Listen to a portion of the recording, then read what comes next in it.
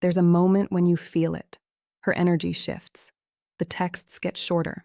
The replies take longer. Where conversations used to flow naturally, now there's hesitation, distance, a kind of emotional coolness that wasn't there before. You send a message. Hours pass. When she finally responds, it's surface level, polite but detached. You try to initiate plans, and she's suddenly busy, vague about when she'll be free. You ask if everything's okay, and she says it is, but nothing about how she's interacting with you feels okay. And so you start analyzing, replaying recent conversations, searching for the moment things changed, wondering if you said something wrong, did something wrong, wondering if she's losing interest or if this is temporary, wondering if you should reach out more or pull back entirely.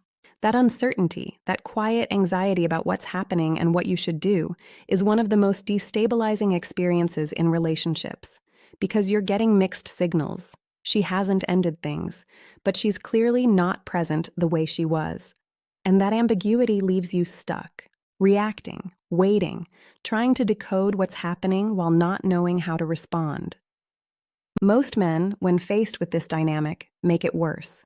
Not because they're doing anything malicious, but because the natural response to someone pulling away is to reach toward them, to seek reassurance, to try to close the gap. And while that impulse feels reasonable, it often accelerates the very distance you're trying to eliminate. Today, I'm going to walk you through what's actually happening when a woman distances herself, why the typical responses fail, and the one thing you can do that shifts the entire dynamic, not by chasing, not by withdrawing strategically, but by reclaiming your own direction. Before addressing what to do, you need to understand why this happens in the first place. Women distance themselves for a variety of reasons. Sometimes it's emotional overwhelm. The relationship has become too intense, too demanding, or too consuming, and she needs space to regulate. Sometimes it's a loss of polarity. The dynamic has shifted in ways that make her feel less drawn to you. Sometimes it's attachment-related. She's testing whether you'll remain stable when she pulls back or whether you'll become anxious and reactive. And sometimes it's simply internal processing. Something in her life is demanding her attention, and she's withdrawn emotionally to handle it. Not because of anything you did, not because she's losing interest, just because her focus has shifted temporarily. The challenge is that from your perspective, all of these scenarios look the same. Distance, less communication, reduced warmth. And without clarity about what's driving it, the ambiguity becomes destabilizing. Here's what's important to understand. Her distancing is not always about you. Often, it's about her own internal state, her need for autonomy, her need to feel like she's not being absorbed by the relationship, her need to recalibrate after a period of closeness. But here's the part most men miss. How you respond to her distance will determine whether it's temporary or permanent, because your reaction either reinforces her withdrawal or creates the conditions for her to re-engage. If this resonates, subscribe to Femme Psychology with Emma. We explore relationship psychology with clarity, not noise. When a woman pulls back, most men do one of several things, all of which make the situation worse. They increase contact, double texting, sending messages designed to provoke a response, checking in repeatedly to see if she's okay. The logic feels sound. If she's distant, more communication will close the gap. But what it actually does is increase pressure. Every message she doesn't respond to becomes another reminder that you're more invested than she is. And that imbalance, visible and persistent, pushes her further away. They seek reassurance, asking if everything's okay, asking if she's upset, asking if the relationship is in trouble. Again, the impulse is understandable, but reassurance-seeking signals insecurity. It positions you as emotionally dependent on her validation, and dependency, when it becomes visible, erodes attraction. They overanalyze, replaying every interaction, searching for the moment things shifted, asking mutual friends if she's mentioned anything. This constant mental focus on her behavior doesn't just consume your energy, it makes you reactive. You're no longer operating from your own center. You're operating in relation to her shifting moods. They try to fix it immediately. initiating serious conversations, asking what's wrong, trying to address whatever issue they think might exist. But often there isn't a specific issue to fix, and attempting to force resolution when she's not ready only creates more tension. All of these responses share a common thread. They center her reaction. They make her emotional state the focal point of your behavior. And when that happens, you've lost your own grounding. You're no longer leading your own life. You're managing hers. And that shift from self-directed to other-focused is precisely what makes her distance increase. Because what initially attracted her was your presence, your groundedness, your ability to remain stable regardless of external circumstances. But now she sees reactivity, uncertainty, a man whose emotional state is contingent on hers. And that's not attractive. That's destabilizing. So what do you actually do when she distances herself?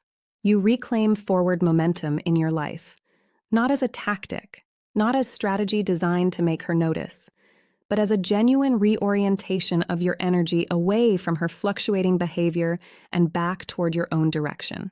Here's what that looks like in practice. You stop centering her reaction. Every decision you make, how you spend your time, who you spend it with, what you focus on, stops being influenced by whether she's responding warmly or coolly. You stop checking your phone compulsively. You stop analyzing her behavior. You stop structuring your day around the hope that she'll reach out.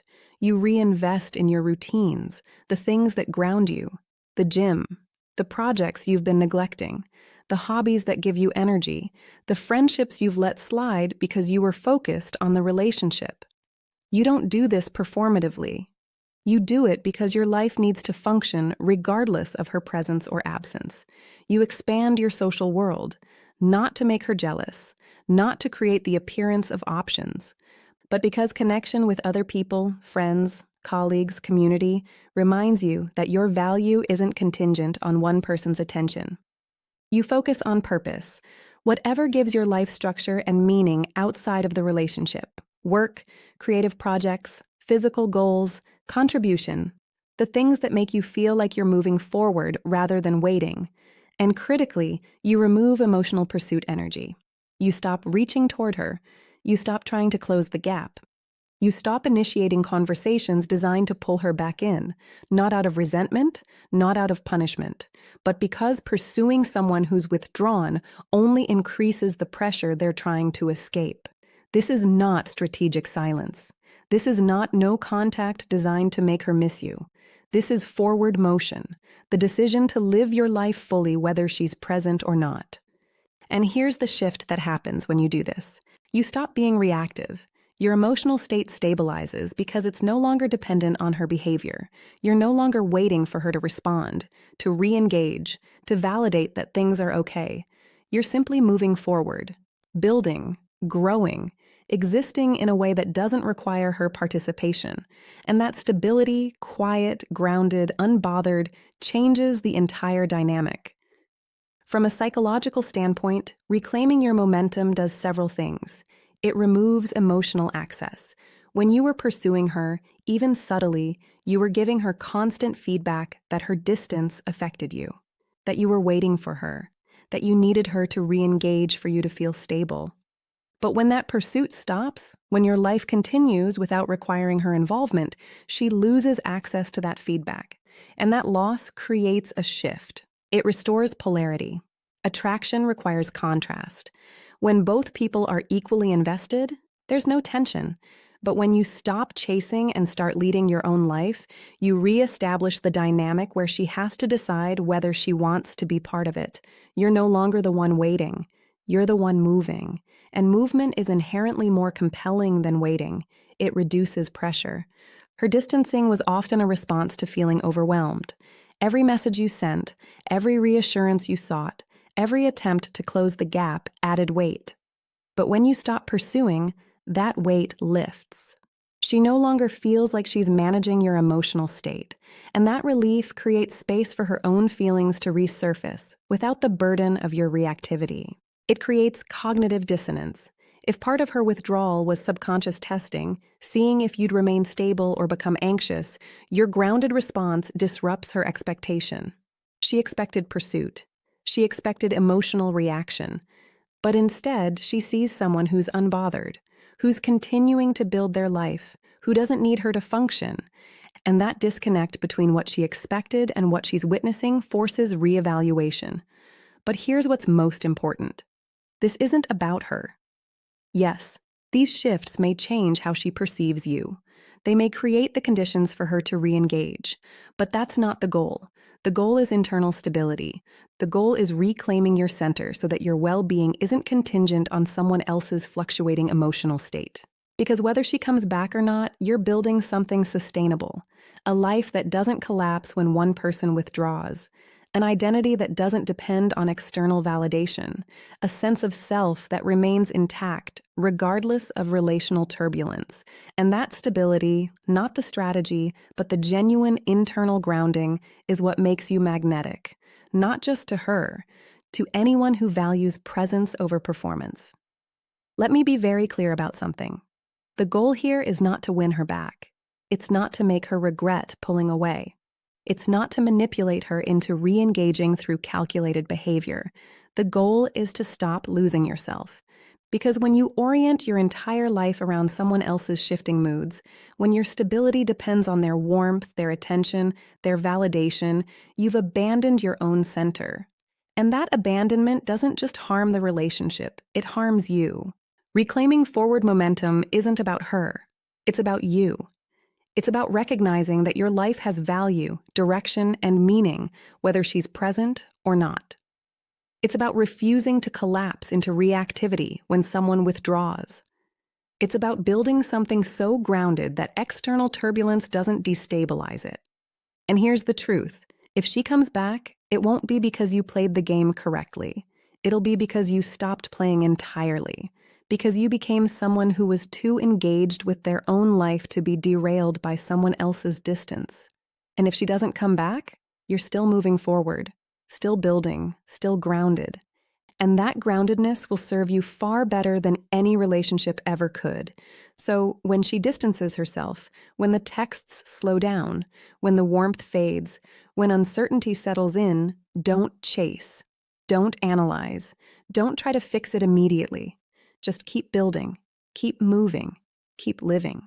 Because the most attractive thing you can be is not available, not waiting, not pursuing, just grounded, present, and unbothered by anyone who's not sure they want to be there.